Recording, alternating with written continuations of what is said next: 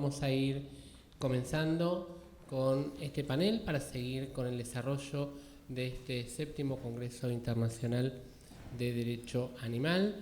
Este panel precisamente va a tratar sobre los casos relevantes en la justicia penal y contravencional de la Ciudad Autónoma de Buenos Aires y la justicia civil. Vamos a ir comenzando y precisamente agradecemos desde ya la participación, la presencia de la doctora Natalia Marcela Molina. Para quienes no la conocen, solamente mencionamos entre sus trayectorias y reconocidos antecedentes que la doctora Natalia Marcela Molina es jueza penal, contravencional y de faltas de la Ciudad Autónoma de Buenos Aires. En el ejercicio de su función jurisdiccional, ha impulsado decisiones innovadoras en materia de derecho animal, reconociendo a los animales como sujetos de derecho y disponiendo medidas cautelares urgentes para su protección y recuperación, incluso en ausencia de sentencia definitiva. Es docente universitaria y creadora del espacio académico y documental en YouTube Jurisdicción Desconocida. Compartimos para quienes siguen esta actividad en el canal de Zoom, precisamente ahí el link de YouTube por el chat.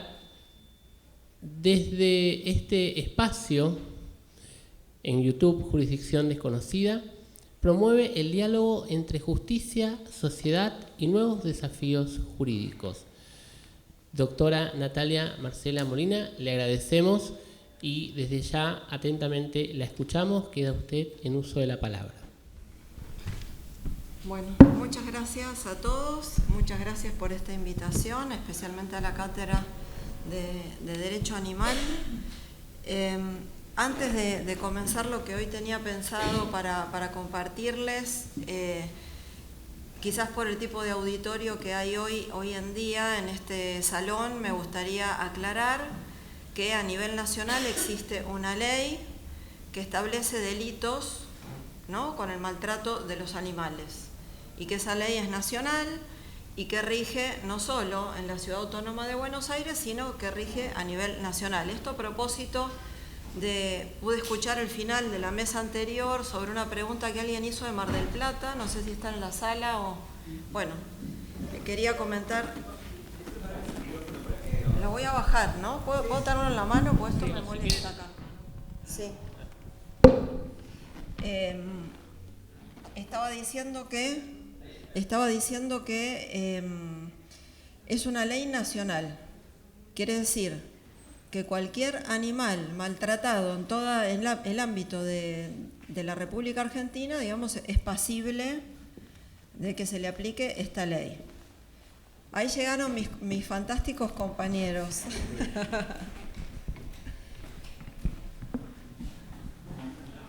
Entonces,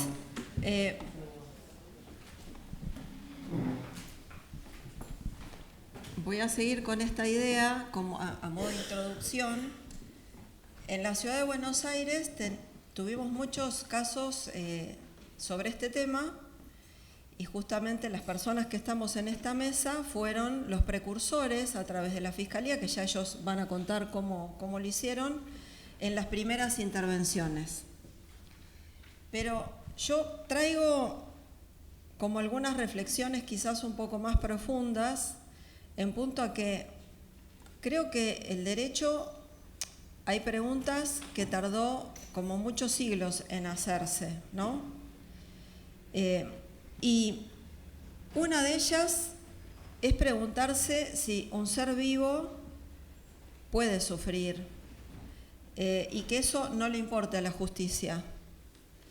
Y la respuesta, antes de que existiera todo este movimiento jurisprudencial del que vamos a hablar hoy, era que no eran casos atendidos por la justicia, o eran casos donde se trataba a los animales como objetos durante mucho tiempo, o más concretamente, en lenguaje más simple, como cosas.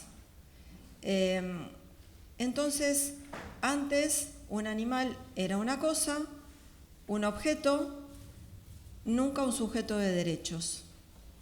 Y el derecho es un espejo de la sociedad, con lo cual esta percepción tuvo seguramente, como yo lo siento como una especie de indiferencia organizada. En general se pensaba esto, que eran cosas y que no eran seres sintientes.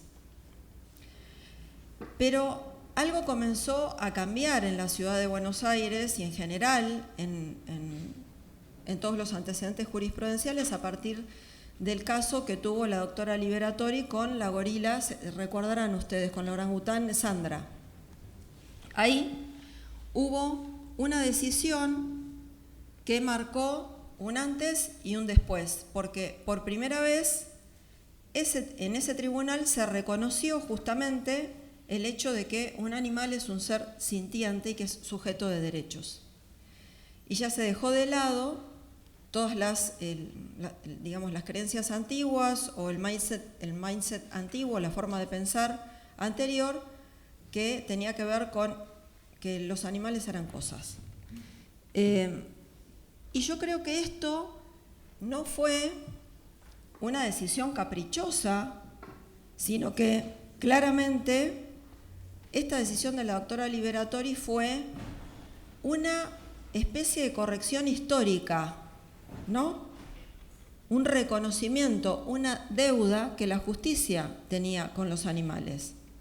Y que a partir de allí las cosas empezaron a cambiar un poco.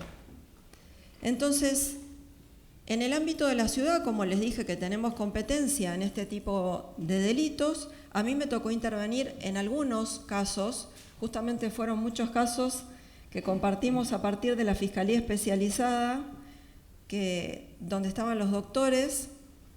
Eran casos concretos que llegaban al tribunal en forma de expediente, con un nombre determinado, con partes determinadas, y que el expediente tenía una urgencia específica, que era una situación vinculada a la vida de un animal. Es en ese momento en que esa urgencia me llevó a tomar una decisión que fue bastante importante en mi vida, a partir de una petición de la Fiscalía que tuvo que ver con decidir sobre el destino de esa vida sin esperar la sentencia. Es decir, haciéndolo de manera urgente y de manera previa, y priorizando justamente ese otro aspecto, ¿no? Declarando a ese animal, que en ese caso podía ser, tuve varios casos, como sujeto de derechos. ¿Esto en qué se traduce en la realidad cotidiana? En que hubo casos específicos, algunos vinculados a, por ejemplo, aves, otros a algunas cuestiones de animales domésticos, pero ¿esto en qué se traduce el tomar la decisión rápido y decidir o la liberación o la protección del animal en algún aspecto? En que el animal no murió esperando la decisión judicial. La decisión judicial garantizó la vida de estos animales. La decisión judicial rápida. En el caso de la suelta de las aves, me acuerdo uno de los primeros casos que tuvimos con la UFEMA, que compartimos la liberación, y estuve mirando las fechas. El secuestro se produjo en un momento y la liberación apenas a los 28 días, 27 días del secuestro de los animales. Es decir, que una medida de estas características se traduce de esta manera en un expediente judicial, con una decisión que hay que tomar, que es toda una decisión, porque no hay una sentencia condenatoria. Esto también ciertamente hay que entenderlo, y se produce la resolución en el aspecto del seguimiento del animal. Pero acá me parece clave algo que quiero introducir, que es la necesaria interacción que debe haber en los equipos de trabajo que se conforman cuando se trata de casos con animales. Primero, una fiscalía especializada, que era en ese momento la del doctor Rolero, que lo acompañaba el doctor Bomparola.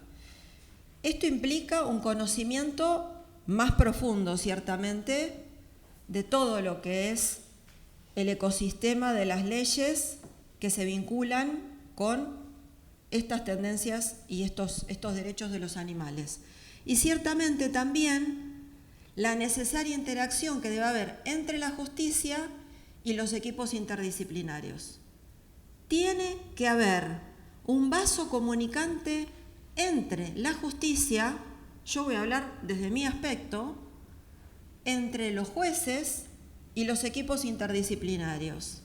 Esto es, para yo poder tomar una decisión temprana respecto a una situación de un animal, tengo que conocer cuál es el efecto en la salud de ese animal que va a resultar de mi decisión, cuáles son los riesgos que tiene, cuáles son los problemas de salud, cómo se hace una rehabilitación, algo que jamás hubiera imaginado que llevaba tanto tiempo en el caso, por ejemplo, de un ave que está lastimada, y tantas otras cosas que hoy no viene al caso. Entonces ahí, cuando hay una intervención más directa, que en el caso de un secuestro de Charlie, de un monito que tuvimos, que fue uno de los últimos casos, al tomar contacto directo con esta interdisciplina, a partir de una petición de sus antiguos poseedores, es decir, las personas imputadas de su maltrato, ellos habían pedido en el caso un régimen de visitas. Una vez que nosotros lo secuestramos, al monito lo secuestramos en un allanamiento disfrazado de hombre araña y comiendo papas fritas. Y rápidamente se resolvió sobre su situación y hoy ese monito está en un ecoparque, o sea, está en un lugar, en una reserva natural. Pero había una petición en concreto y para poder decidir asertivamente fue necesario hablar con toda la gente que trabajaba en ese momento y que participó de toda esta situación. Era muy importante conocer y tener acceso a los veterinarios, a las personas que se dedican a cuidar a los animales y que ellos conocen en más profundidad estas cuestiones. Esto también, si ustedes ven, se replica en otros casos de gran importancia a nivel nacional, como fue el caso Tombo en la Patagonia y la necesidad de que esa fiscal que investigó en ese caso y que llevó el caso a juicio necesitó el auxilio de la interdisciplina. Ahí hubo biólogos, especialistas en imágenes. Es necesario este intercambio. No somos una isla solitaria y podemos decidir simplemente así. Entonces, yo creo que ahora, en mis conclusiones, yo dije al principio que había, por parte de la doctora Liberatori en su primera decisión, una corrección histórica, ¿no?, de asignación de los derechos de los animales. Ahora creo que en la ciudad muchos de nosotros seguimos ese camino y estamos en una evolución histórica que creo que no debe detenerse, porque el derecho es evolutivo.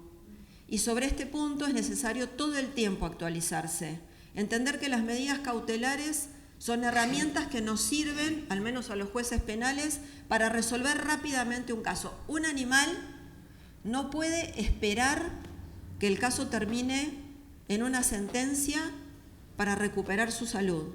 Hay que resolverlo de inmediato y para eso están las medidas cautelares.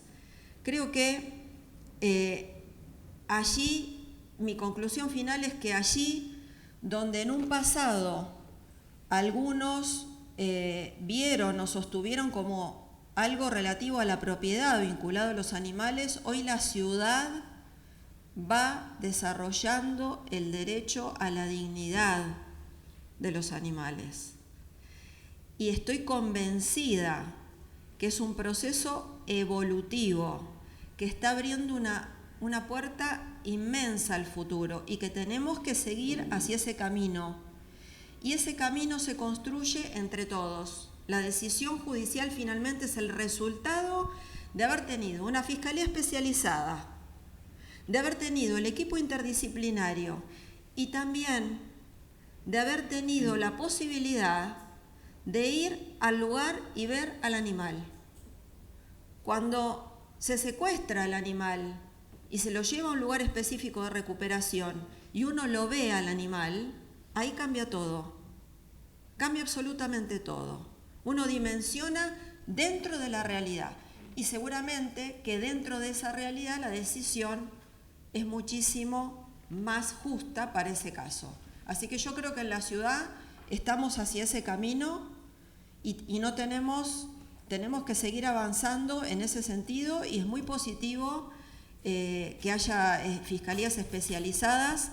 Yo lo digo públicamente, extraño mucho al doctor Rolero y extraño mucho al doctor Bomparola.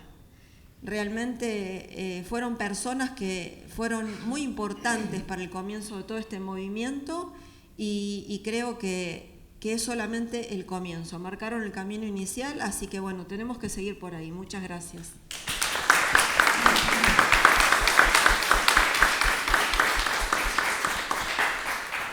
Muchas gracias, doctora Natalia Marcela Molina, por sus exposiciones, por sus reflexiones y aportes. Y a continuación vamos... Bien, muchas gracias. Vamos a ir pasando el micrófono.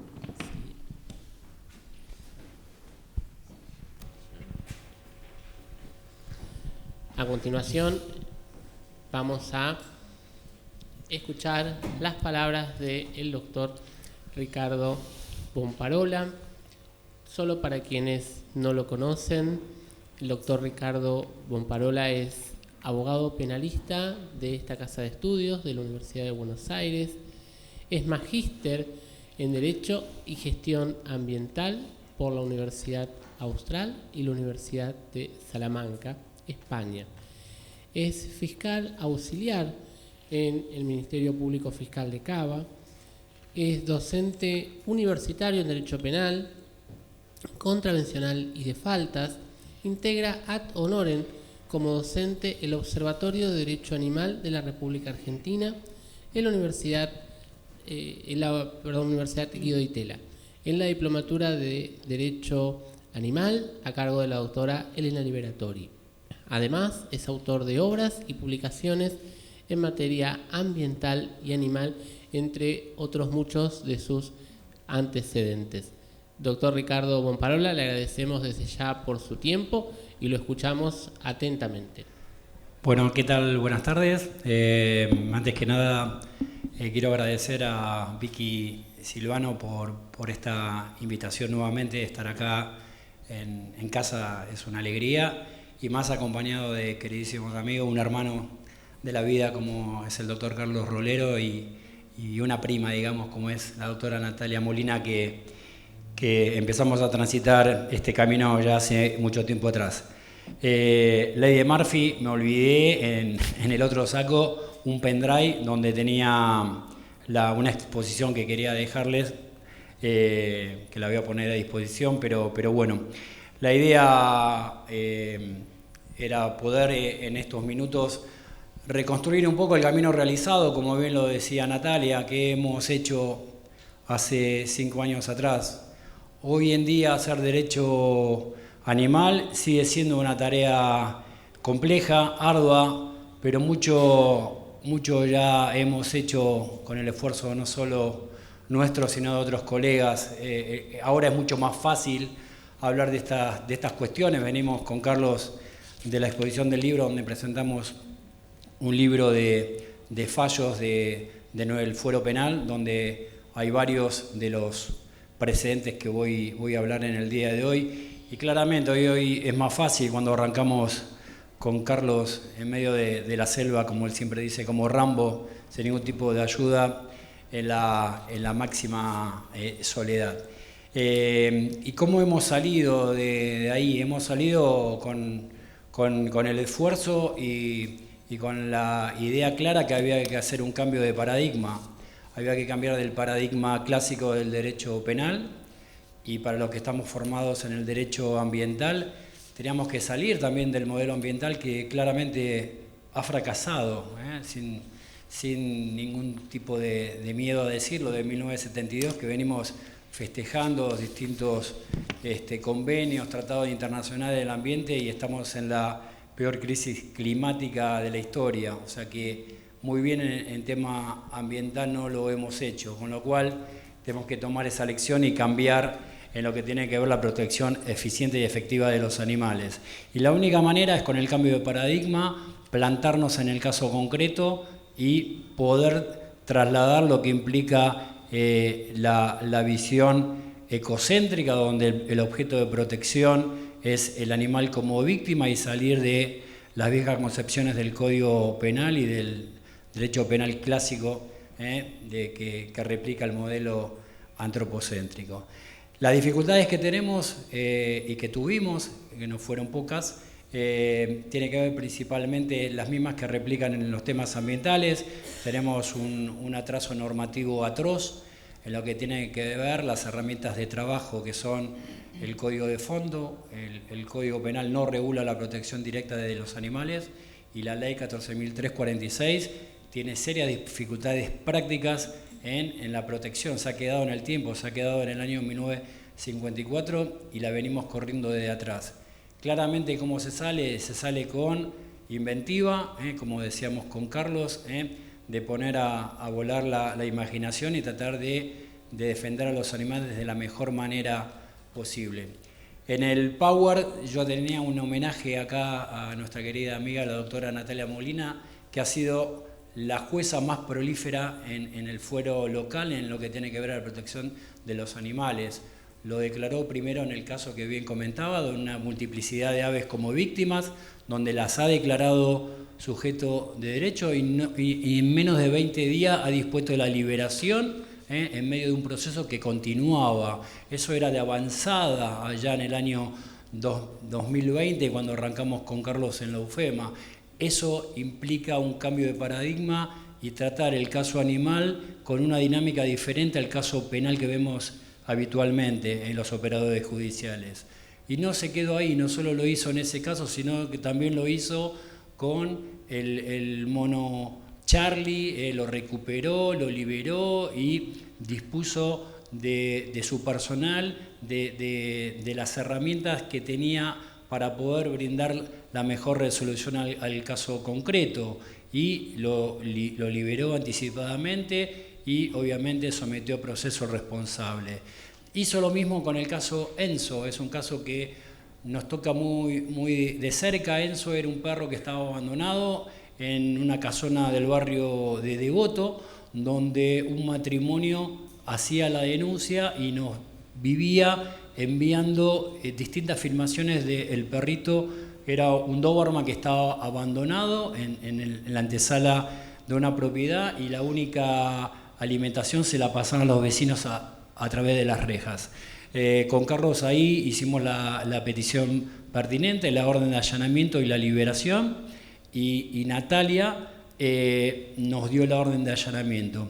Lo particular que siempre yo expongo en el caso, que las tomas de decisiones las llevamos nosotros los operadores judiciales. Nosotros los fiscales somos los titulares de la acción pública y somos los que representamos esos derechos vulnerados del animal como víctima. En el caso concreto, cuando se hizo el allanamiento, el animal no estaba tan bajo de peso, porque claramente se lo estaba alimentando externamente, y el problema que tuvimos en la consulta es que los 3 médicos veterinarios se oponían al rescate del animal, porque consideraban que el animal estaba bien. Nos opusimos, igualmente dimos la orden de rescate de Enzo y se lo entregamos a la familia que había hecho la denuncia. Con el correr de la investigación pudimos determinar que había una merma en el peso de Enzo, y principalmente la prueba que había sostenido el pedido nuestro y la decisión de Natalia eran todas las videofilmaciones donde demostraba el malpasar que había llevado Enzo.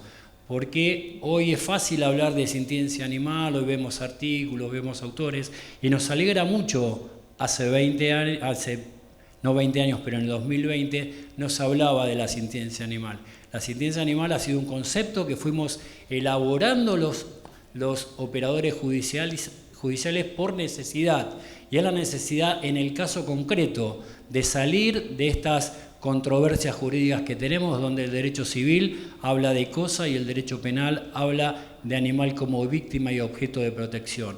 Entonces, la decisión de ser declarado sujeto de derecho, como lo hizo también en el caso de Enzo, implica la liberación inmediata del animal, pero también implica el contemplar toda la situación. No solo el animal está en una mala condición cuando es visiblemente una afectación física, sino en toda la vida inadecuada que el ser humano le da al animal, y que en el caso de Enzo se vio reflejado claramente.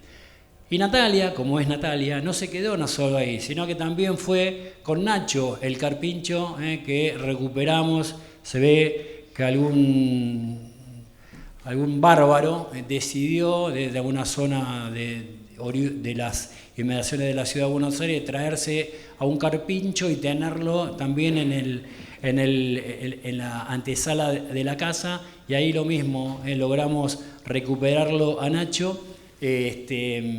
Lo pudimos rehabilitar y en menos de 15 días volvió a Los Esteros a través del Cuerpo de Investigaciones Judiciales. Claramente, estos precedentes demuestran qué es lo que se viene. Lo que se viene es seguir por esta línea. Si vamos a seguir tramitando casos con animales no humanos como víctima, lo que tenemos que hacer es este cambio de paradigma. Como principales precedentes jurisprudenciales, más allá de los casos concretos que hablé de Natalia, que tramitaron en el juzgado 8 del fuero local, me parece que son relevantes el caso Coco, el caso del mono Carayá. Todos estos fallos van a quedar a disposición, se los ponemos a disposición a Majo y a Vicky para hacérselos llegar. En el caso de Coco se nos planteó allá en el año 2020, cuando Coco fue rescatado en el marco de una fiesta narco que producía ruidos molestos. Se allanó y Coco estaba arrumbado adentro de un ropero, y cuando fue localizado claramente se vio todas las atrocidades que se habían hecho en la humanidad de Coco. Coco no podía prácticamente desplazarse naturalmente, se arrastraba porque había tenido un golpe letal en la columna vertebral. En ese caso intervino la doctora Rocío López Di Muro y a lo mismo que lo hizo Natalia, claramente interpretó cuál era el cambio de paradigma que había que hacer en el caso. Se lo declaró sujeto de derecho, declaró como parte querellantes a las 3 ONG que se presentaron en representación de Coco, y pudimos transitar el proceso judicial que terminó en condena con la responsable, con Coco ya liberado definitivamente al cuidado de una familia en determinadas condiciones que determinaron los médicos veterinarios. Ese fue el primer caso relevante que tuvimos. Se nos planteó cómo íbamos a transitar las investigaciones con animales víctimas. Y con Carlos vimos que claramente, si seguíamos la dinámica propia de los delitos contra la propiedad, los delitos que tienen como protección a las personas, estábamos fritos, o sea, la misma dinámica no se nos iba a presentar en el caso. Lo diseñamos, lo transitamos y nos tocó la suerte de tener juezas corajudas como son las de la Ciudad de Buenos Aires, como lo son Natalia y Rocío, y pudimos llegar a buen puerto. El segundo caso que quiero comentarles también, que vuelvo a decir, tiene que ver con la inventiva, principalmente con la de Carlos, que era la cabeza de la Fiscalía, es de ser creativos en lo que tiene que ver la implementación de las mejores leyes para proteger a los animales. Y ahí, revolviendo el arca de los recuerdos, encontramos una ordenanza de 1987, la 41831, donde vimos que era la ley zoonótica en la Ciudad de Buenos Aires, y uno de los artículos, en el artículo 25, prohibía expresamente la actividad de criaderos en la Ciudad de Buenos Aires. Con esa ordenanza, complementando al Código Penal y a la Ley 14.346, empezamos una batalla que la verdad que nos costó bastante, que fue contra los criaderos, y pudimos, en el caso Velázquez, pudimos condenar al responsable de esa actividad. Durante todo el proceso tuvimos todo tipo de chicanas y de articulaciones por parte de la defensa, Principalmente nos plantearon el desuetudo de esa ordenanza, porque entendía que era no aplicada por el correr del tiempo. Este caso llegó a la segunda instancia y lo importante es que la Cámara dio cuenta de la vigencia de esta ordenanza y dijo que es tan vigente que en lo que tiene que ver el régimen local, que es la ley, el régimen de falta, la 451, el responsable había sido condenado por faltas. También lo relevante del caso Velázquez tiene que ver con la representación de los animales víctimas en el proceso. Sostuvo a la ONG que se presentó, que era Callejeros Casa Quiere, que se hizo cargo de esos animalitos en el estado deplorable que los rescatamos, y sostuvo la representación de la querella respecto a la totalidad de los animales, y la sostuvo durante todo el proceso, y logramos, luego de ese pronunciamiento, poder lograr la condena del responsable. Hoy en día, eso que a nosotros se nos planteó allá por el 2020, 2021, hoy en día con Carlos nos sentimos satisfechos cuando vemos que hoy ya no se dice más, como nos decían en aquel momento, que era un hecho menor, que no era relevante, que era una falta o una contravención, que hoy ya a lo largo y a lo ancho del país se entienda que la actividad de criaderos es un delito. Lo hemos dicho nosotros, innumerables precedentes. Creo que el más relevante ha sido el caso Oya y el caso Bernardes, que ha tenido pronunciamientos condenatorios, sino que recientemente un juez de la ciudad de Mendoza y un juez de la ciudad de Salta ha dicho que la actividad de criadero es un delito, es una conducta típica en los términos del artículo 3, inciso séptimo de la ley 14.346, y también lo novedoso, que en otras jurisdicciones a la totalidad de los animales rescatados se los declaró sujeto de derecho. Para terminar, lo que quiero decir, que el camino ya está trazado, creo que con Carlos, con Natalia y muchos otros jueces de nuestro fuero, que creo somos un fuente de inspiración y también un lugar donde pueden acudir las otras jurisdicciones. Se ha hecho un camino muy sólido a lo largo de 5 años y lo que hay que seguir haciendo es solidificando. Lo que yo dejo como reflexión final es que tenemos que seguir haciendo el cambio de paradigma.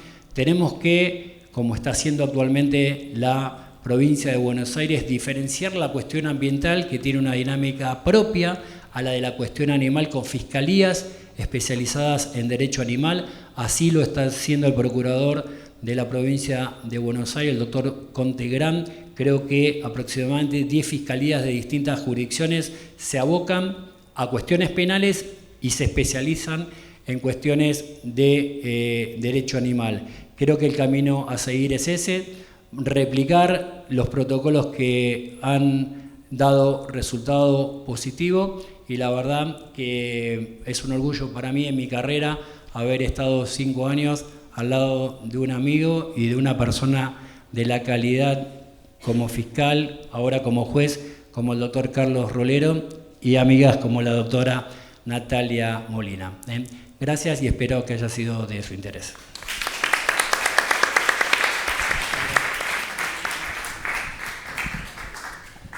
Muchas gracias, doctor Ricardo Bomparola, por sus reflexiones y aportes. A continuación vamos a escuchar al doctor Carlos Rolero Santurián.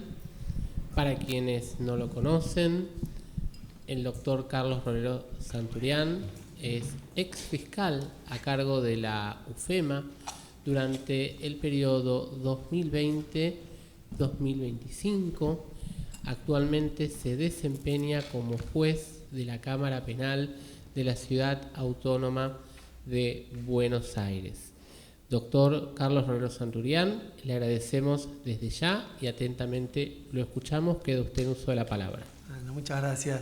Bueno, buenas tardes, ¿qué tal? La verdad que de todos los ámbitos en los cuales me invitan a participar, este es uno de los ámbitos que más me agrada, que más a gusto me siento, y la verdad que participo con mayor entusiasmo y me parece que es un ámbito propicio para que entre todos podamos hablar y charlar y plantear muchas de las cosas que nos interesan y que hemos venido trabajando a lo largo de muchos años, ¿no? La verdad que, bueno, respecto del panel que me acompaña, creo que me comprenden las generales de la ley, es decir, que no voy a ser ni objetivo ni imparcial, contrariamente al rol que debo desarrollar a diario.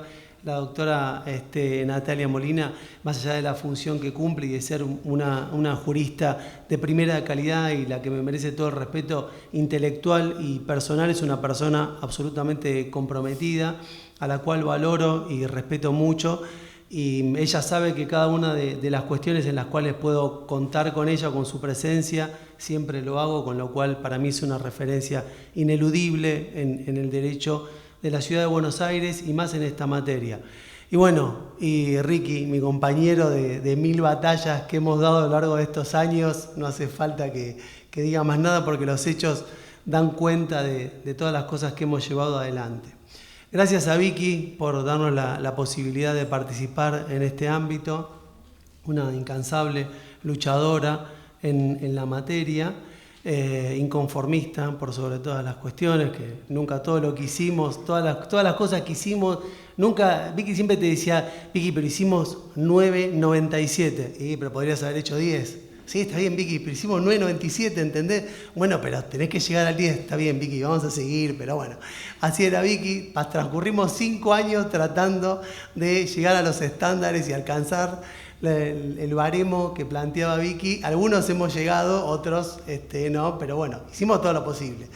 Eso es lo que nos permitió hoy, y por eso llegamos un poquito más tarde, porque estábamos en la presentación de un compendio de jurisprudencia de derecho ambiental y animal de la Ciudad de Buenos Aires. Que uno lo dice hoy y dice un compendio de jurisprudencia de derecho ambiental y animal, qué bueno, la verdad, sirve para gente que escribe, la verdad que está bueno, se promociona, todo.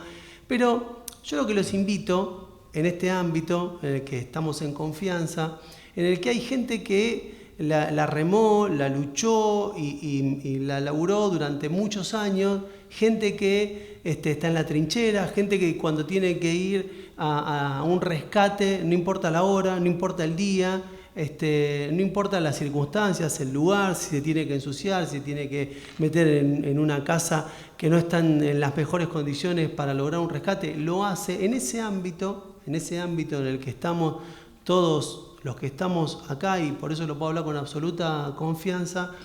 Lo que digo es, a mí me gustaría hacer una pequeña evaluación antes de mencionar cuáles son aquellas cuestiones más relevantes que puede tener desde el punto de vista jurisprudencial, de dónde venimos para entender a dónde llegamos en la Ciudad de Buenos Aires. Porque uno dice, hoy estamos acá sentados hablando de resoluciones, de declaraciones y de conceptos jurídicos que por suerte, o más que por suerte, por esfuerzo de todos, hoy parecen bastante incorporados y ayornados. Y es más, hasta tenemos nuevos superhéroes que durante todo este tiempo, para decirlo jurídicamente, quiero ser bastante cauto, no hicieron un carajo y sin embargo hoy se atribuyen logros de haber establecido conceptos de los cuales nunca jamás se hicieron nada. Pero no importa, no discuto eso, no me importa. Yo sé lo que hice yo, los que me conocen saben cuál es mi trabajo, y el resto que cada uno se haga cargo de lo que le corresponde. No me importa lo que se atribuyan, lo que digan, lo que me importa es que los conceptos hoy se están discutiendo, se están debatiendo y hay muchos que están establecidos. Entonces, no importa quién lo diga, quién lo haga, de qué forma o con qué alcance. Hoy es una realidad. En esta ciudad es una realidad. En esta ciudad por la que transitan 6.300.000 personas por día, hoy que los sintientes forman parte de una familia multiespecie es una realidad. Ya no lo puede discutir nadie. No lo puede discutir nadie. Hoy podemos discutir otros parámetros, pero esto no lo podemos discutir. Ahora la cuestión sería ver de acá en adelante hacia dónde vamos o cuáles son los próximos objetivos o los próximos esquemas. Pero en el 2020, cuando a mí me ofrecen hacerme cargo de la unidad fiscal especializada en materia ambiental, el panorama era tétrico. Era tétrico. Una fiscalía que no tramitaba causas penales, que no tenía una política criminal concreta y determinada en la materia, no había un horizonte, no había detenciones en la UFEMA. La UFEMA no había provocado una detención. No había provocado una detención. Con un público que, según lo que me planteaban en aquella oportunidad, era atroz, era vorágine, no vas a sobrevivir, te van a destruir, no sabes lo que son inconformistas. No, entonces, el panorama era tétrico. Obviamente, justicia de la ciudad, declaración de sintiencia, no existía, eran parámetros antagónicos. No había forma de poder conciliar una declaración de sintiencia con una resolución judicial para aquella época. Sin embargo, empezamos a establecer objetivos, empezamos a establecer un panorama determinado, empezamos a ponerle mucha voluntad, muchas horas, mucha cabeza, que es lo que hay que hacer, empezar a pensar, empezar a chocar una vez, 2 veces, 3 veces, seguir insistiendo, encontrar un hueco, encontrar un resquicio y a partir de ahí empezar a formar un concepto. Los conceptos que nosotros logramos introducir en la justicia de la ciudad en aquel momento y que después se fueron replicando en toda la República, porque no es que los conceptos que se trabajaron después quedaron solamente en la ciudad de Buenos Aires. Hoy celebro y me parece fantástico que haya declaraciones de sujeto de derecho en Mendoza, en Córdoba, en Chubut, en Jujuy, en Salta, en todas las provincias que haya. Me parece perfecto, y tiene que haber más todavía. Y ojalá logremos que en todo el país haya declaraciones de sujeto de derecho con lo que eso implica. Pero la razón de la declaración de sujeto de derecho, el origen, tuvo un origen claro y concreto, que fue empezar a plantear soluciones concretas en lo que tenía que ver con problemas procesales que nosotros teníamos en la tramitación de las causas penales. Nosotros tramitamos causas penales. Civil tiene un desarrollo mucho más amplio de lo que tiene que ver con la materia y con otro criterio. Y estaba el precedente, sin ninguna duda, de Elena, que fue la primera, el año 2015, cuando todo esto, pero ni había absolutamente nada, en el año 2015 que dijo, no, esperen, no es solo un orangután, no es que solamente es un monito que come banana. Ojo, hay un montón de cuestiones que tienen que ver con esto. Tiene derechos, hay que protegerla, y tiene el derecho a vivir en libertad. Digo, hay que evaluar las circunstancias y las decisiones que se toman en un contexto determinado. Porque hoy lo vemos 11 años después y pareciera que es algo absolutamente normal. Pero digo, había que plantarse en ese momento, en el 2015, y decir, Sandra es sujeto de derecho y merece ser liberada. Digo, y en este ámbito, que es lo que yo digo siempre, cada vez que tengo la suerte de que me inviten, está bárbaro porque todos los que estamos acá pensamos lo mismo, creemos lo mismo, decimos lo mismo y tratamos de actuar más o menos de una forma coherente en lo que nos manejamos. Pero después no es sencillo salir de acá y decirle a todo el resto, che, tienen que pensar como nosotros porque nosotros somos los dueños de la verdad. Hay gente que te mira y te dice, anda a buscar pajarito, dale, anda tranquilo, anda a buscar pajarito que no tenés nada que hacer. O sea, yo me choqué con eso un montón de veces, Yo me choqué con eso un montón de veces. Y me imagino que a ustedes les habrá pasado exactamente lo mismo. Entonces, digo, las cosas tienen que tener un contexto y una evaluación en un contexto determinado. Digo, lo de Elena en el año 2015 me parece que fue pionero, fue realmente algo que abrió un criterio absolutamente novedoso y muy importante en el ámbito de la ciudad de Buenos Aires en ese momento. Nosotros intentamos hacer lo mismo desde el punto de vista penal. Y trabajamos mucho para hacerlo. Y como yo les decía, las declaraciones de sujeto de derecho vinieron a resolver uno de los problemas que se planteaban en materia de derecho penal, como señalaba Ricky, una ley absolutamente obsoleta, anticuada, 1954, una ley que la tenés que estudiar de atrás para adelante y de adelante para atrás para ver cuál es la parte que se puede interpretar para poder aplicarla de la mejor forma posible, porque si no, lo único que hace, lo que dice toda la ley es los animales sirven para el trabajo, le tienen que servir al hombre, y en definitiva lo que está sancionado no es que trabajen, sino que trabajen de más, no es usarlos, sino usarlos de más, no es someterlos a un trabajo que sea útil para el hombre, sino que ese trabajo sea en demasía. Más o menos la ley establece alguna cosa así, sé que algunos la defienden, los respeto, no lo comparto, para mí la 14346 es una ley que no tiene muy poca utilidad, pero bueno, es lo único que hay, había que agarrarse de eso, no había otra cosa, nos agarramos de eso. Las declaraciones de sujeto de derecho vinieron a resolver un problema grave que teníamos con las cautelares en materia de derecho penal, y que era esta circunstancia de que muchos entendían que los sintientes eran cosas y que tenían que estar vinculadas hasta el final del proceso.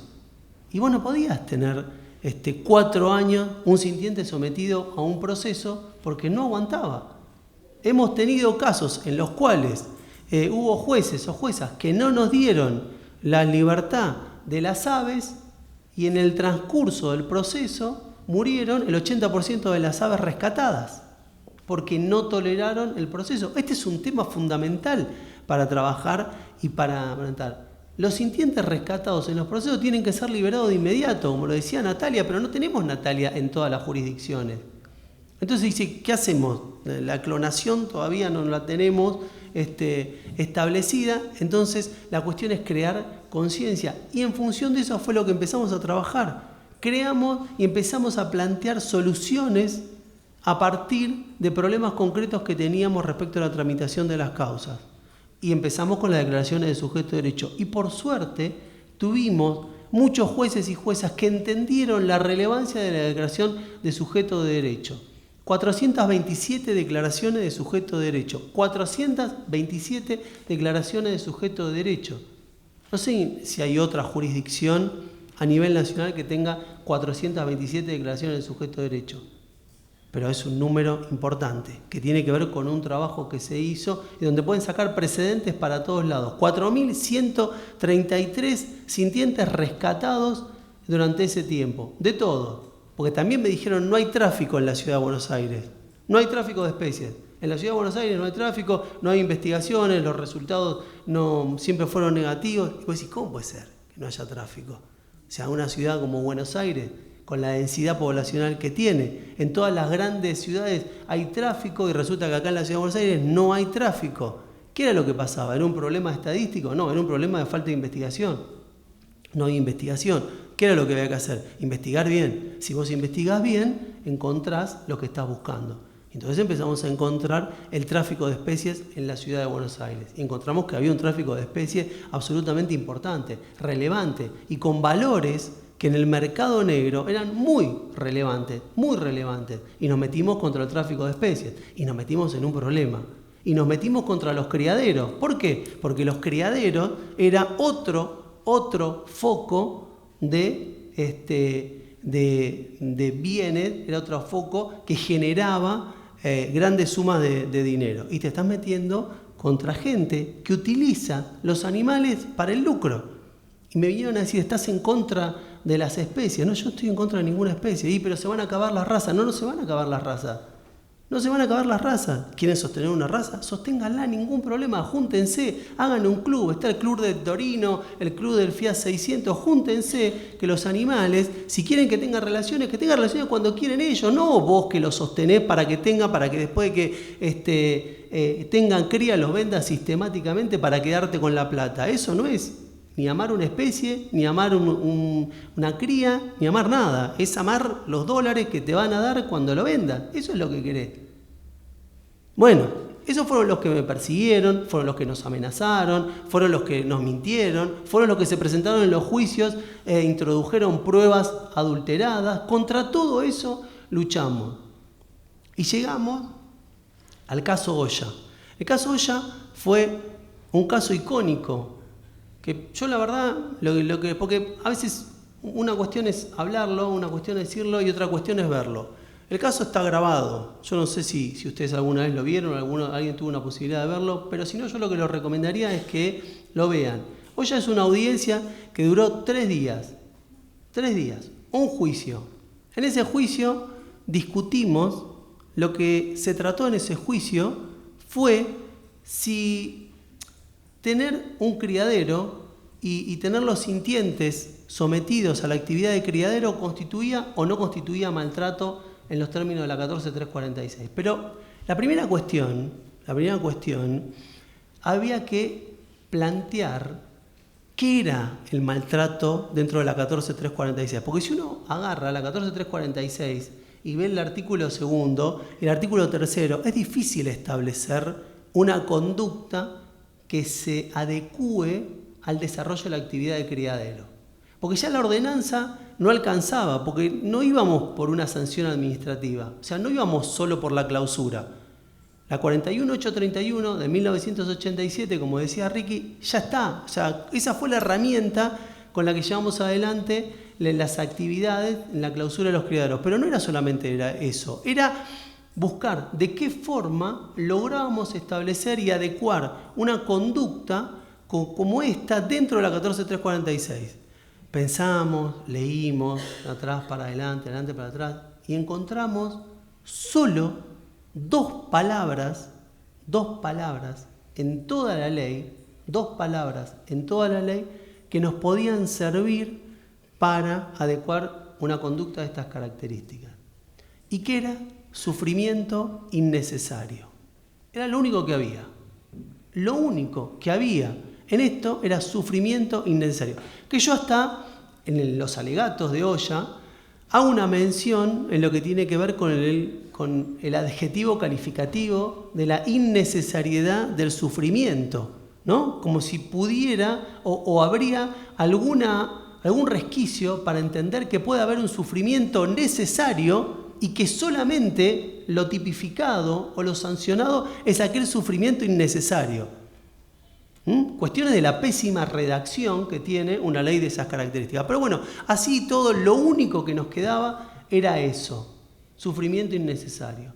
Con eso establecimos una imputación, intimamos y fuimos a juicio de primera instancia.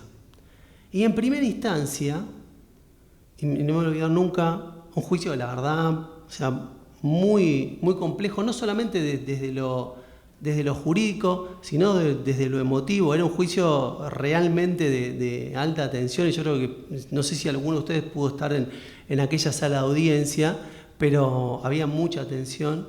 Sí, bueno, estaba bueno. Sí. Y me acuerdo en ese momento, cuando termino mi alegato, y se acerca un muchacho, llorando así como Vero también, todo, y me dice: doctor, yo le quiero agradecer un montón lo que hace, pero le quiero decir algo. Sí, le digo, si perdemos, no lo voy a entregar. Le digo, bueno, primero mantengamos la esperanza. No, pero usted no me entiende, doctor. Yo lo que le quiero decir es que no lo voy a entregar. Voy a ir preso, pero no lo voy a entregar. Bueno, estas eran las circunstancias que generaba un juicio de esas características. Y uno cuando estás en ese lugar no sos ajeno a eso. O sea, no es que sos un robot que nosotros tratamos, o por lo menos en aquella época, en aquel rol, trataba de ser lo más fiel a un criterio jurídico. Pero todas esas cosas te atraviesan.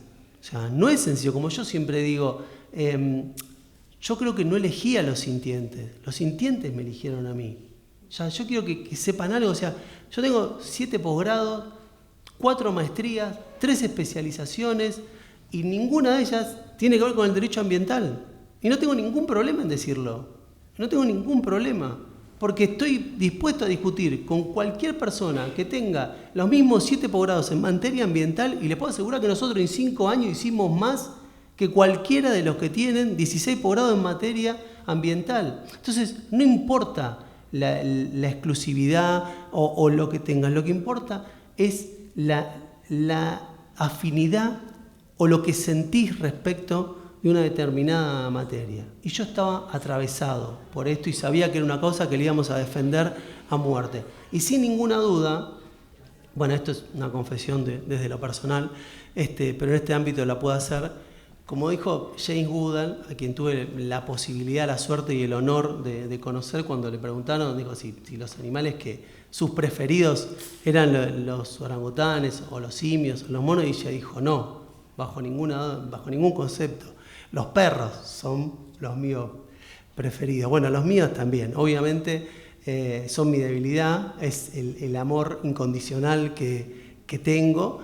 Y era, en ese momento, en esa audiencia y en ese juicio, era algo muy difícil y muy complicado.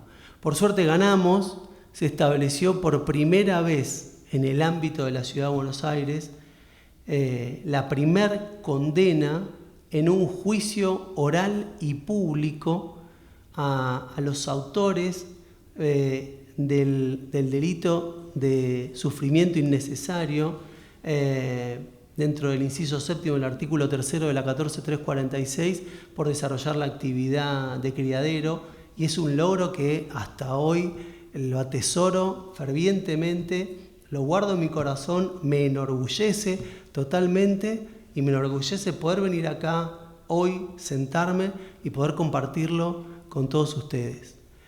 Yo lo único que les puedo decir es, sé que es difícil para todos la situación, porque yo la pasé, porque la subestimación está siempre, porque cuesta, porque hay que usar la creatividad, porque hay que pensar todo el tiempo de qué manera se puede trabajar y luchar contra distintas estructuras jurídicas, no jurídicas, con todo lo que se les ocurra.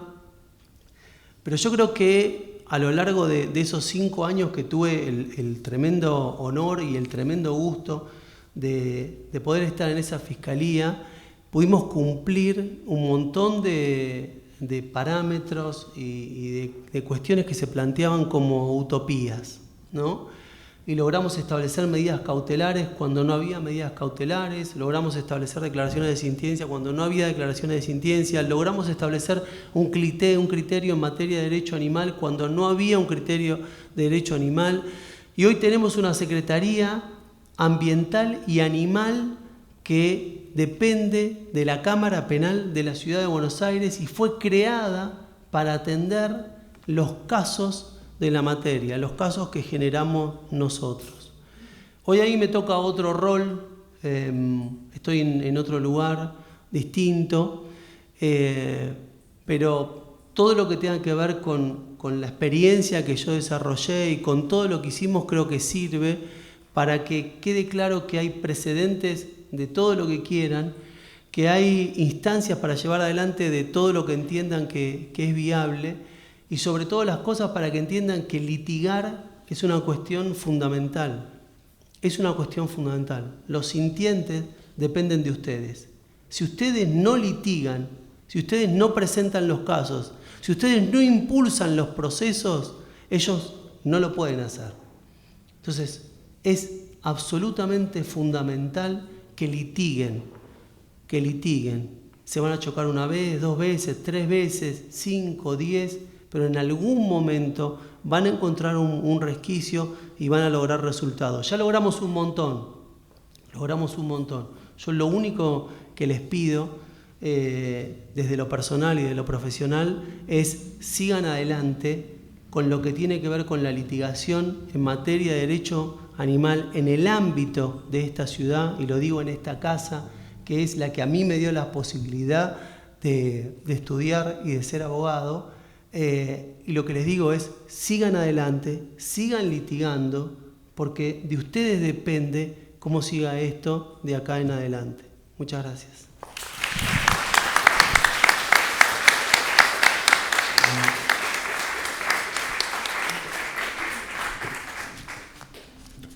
Muchas gracias, doctor Carlos Rolero Santurián. Y después de estos aportes, de estas palabras y reflexiones de la doctora Natalia Molina, de Ricardo Bomparola, de Carlos Rolero Santurián, creo que queda claro la relevancia en la declaración de sujetos de los demás animales, de los animales no humanos. También la relevancia de contar con magistrados, magistradas, funcionarios idóneos, valientes y comprometidos con la temática animal, con el derecho de los animales y de sus intereses, y justamente que queda también bastante camino por delante y que eso involucra a todas las personas.